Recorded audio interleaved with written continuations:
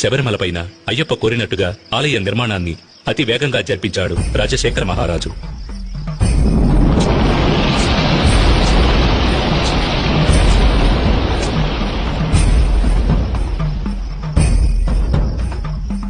ఆ ఆలయంలో జీవిత తత్వాలను వివరించే విధంగా 18 మెట్లను కూడా ఏర్పరిచాడు.